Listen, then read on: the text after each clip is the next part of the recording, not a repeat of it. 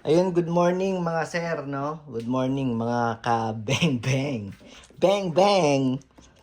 Okay, magbubukas ulit tayo ng bago nating unit dito, no? So, meron ulit tayong unit galing sa WE. Ayan. WE, airsoft gun and gas blowback gun. Okay. So, dito may nakalagay na 1911. 1911B. So, open natin. So, 1911. So, classic siya. Okay, pagbukas natin, meron ulit tayong owner's manual, no? Lagi naman tayong may ganito. So, scan nyo lang yung QR code para makita nyo yung mga tawag dun sa parts ng mga internal parts ng mga unit ninyo, no? Okay.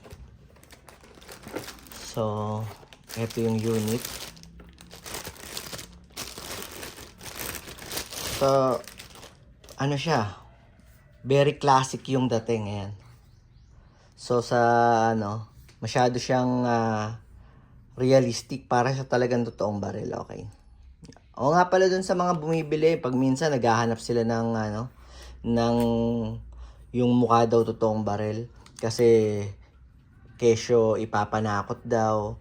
Hindi po natin dapat i-tolerate yung mga ganun, sir, no? Kasi, unang-una, bawal po nating ipang-intimidate yung airsoft. Bawal po yun, bawal. Hindi po natin dapat gawin yun. Ginagamit lang po ito pagka naglalaro, tapos pag walang tatamaan tao, ganon. Bawal po natin tong isukbit, tapos saka tayo maggagala.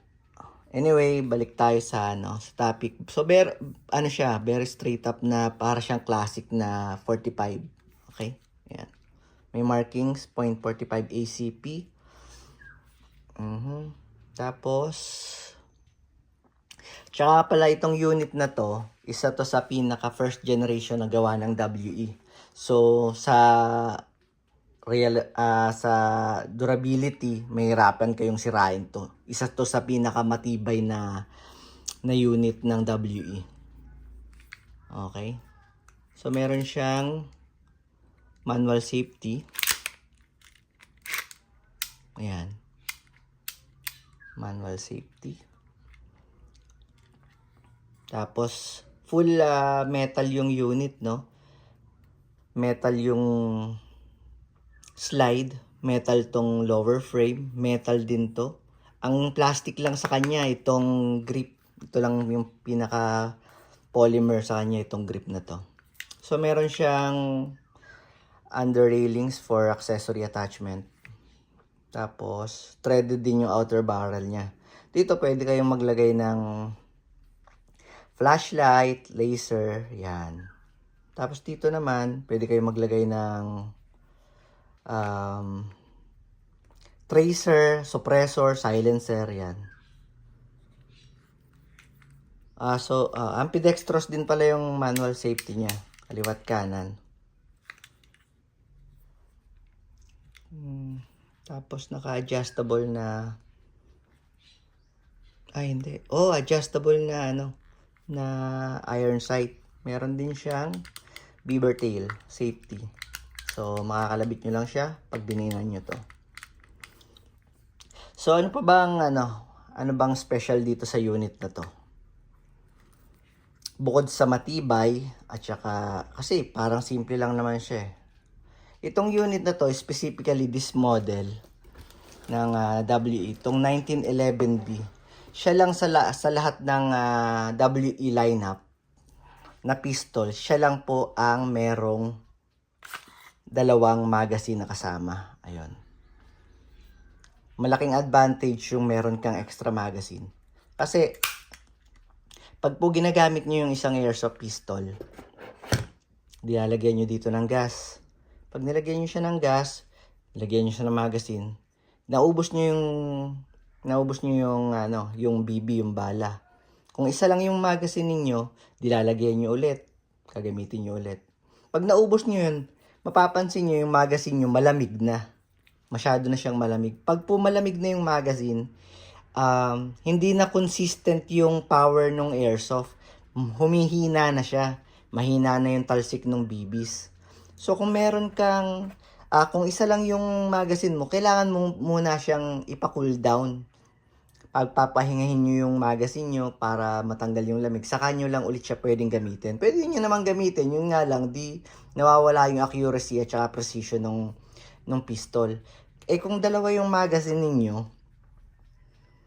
ito, nagamit nyo, pahinga siya, tapos ito naman ang gagamitin nyo. Mas maganda po, meron tayong extra magazine. Kaya malaking advantage yung dalawa yung magazine, no? So, magte-test fire tayo ng unit na to. Nalagyan ko na to ng gas kanina kasi chinek ko kung meron siyang leak. So, wala naman siyang leak. So, hindi kita yung hindi kita dito yung mga bibis. So, dito yung hila. Alanganin na. Parang hindi ako sanay dito na. Ayan. Pag nagkakarga po tayo ng bibis, huwag nyo itong bibitawan, itong hinihila ko na to. Kasi nababasag po yung maglip niya, yung pinaka ng bibis.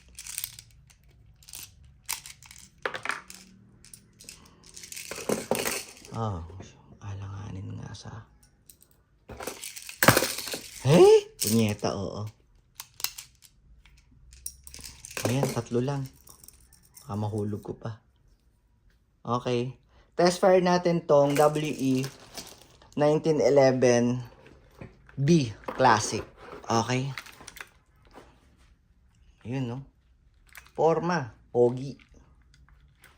Okay, so test fire tayo ng WE 1911B Classic. Okay? O nga po pala, sa mga gusto pong umorder, nag-message lang po sa akin sa page, sa personal account ko. Search nyo lang po yung Rabbit Frost. Lalabas na po yung personal account ko. Doon na lang po kayo mag-message for price and more details. Tapos sasendan ko kayo ng mga available units ko pa dito sa shop. Okay? Okay, firing tayo. Lagi natin tandaan, trigger finger out. Baka po natin aksidenteng makalabit pag naka-insert na yung magazine. Baka po tayo makatama ng ayaw nating patamaan o kaya tamaan kayo. Magkakasugat po yun. Or worse, baka sa mata pa tumama. Okay? So, malakas ang insert ng magazine. Huwag nating i-baby yung magazine natin kasi pwedeng hindi kumagat yung mag catch niya, malaglag pa, makukupi pa yung magazine ninyo. Okay? Then okay, firing ng 1911 WE Classic B. Okay? Firing mode niya is semi-auto.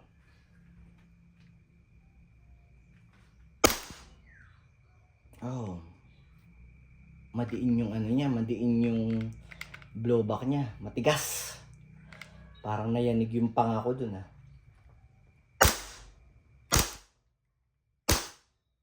Okay? Masipa.